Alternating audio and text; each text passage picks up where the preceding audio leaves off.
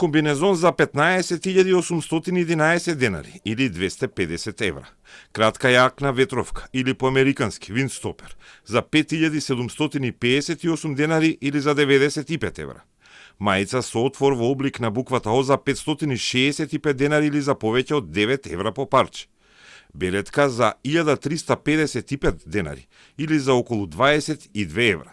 Тоа се цените по кои МВР ќе набавува опрема и униформа за специјалните полициски единици.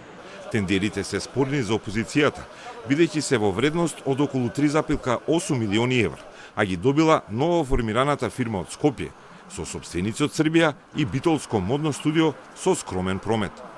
Го обвинуваат министерот Тошковски дека тендерот е наместен бидејќи условите за квалитет и искуство се избришани во јавниот оглас со кој треба да се опреми кремот на македонската полиција, специјалците тигри и припадниците кои извршуваат специјални задачи.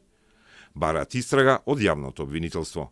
Тошковски вели дека се водел по квалитетот на понудата, а истовремено ги намалил критериумите за избор.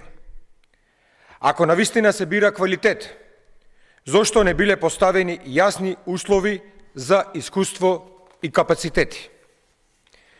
Дали за тој квалитет се кријат квалитетни врски и провизии за Тошковски и ВМРО ДПМНЕ? Министерот Тошковски негира било каква неправилност во конкретната јавна набавка и вели дека, ако обвинителството смета, треба да отвори постапка. Надлежните во МВР извршиле работата, а се цени квалитетот на понудената униформа која ќе биде доставена и ќе се види каква е, тврди тој. Тошковски негираше блискост на членови на своето семејство со собственичка на една од фирмите која ја добиле сделката со МВР.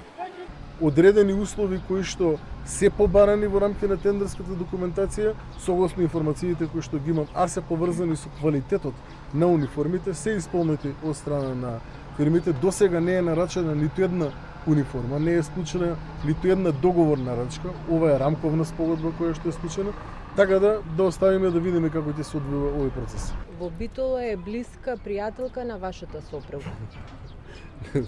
Ве замолувам, значи, малце мака посериозни прашања да поставуваме. Нити знам кој е собственик на, како се вика, на модно студио, кој идеја, нити па верувам дека кој да е собственик е блиска пријателка на мојата сопруга. Мислам, од прашањето што ми го поставувате, народот многу добро ќе свати дека ова е само една од хајките кои што се прават против мене. Тендерот прв пат беше распишан декември минатата година, а договорите со новоформираната фирма Pamitex од Скопје и Lebrand Design од Битола, која бележала скромни приходи, се потпишани на 9 април.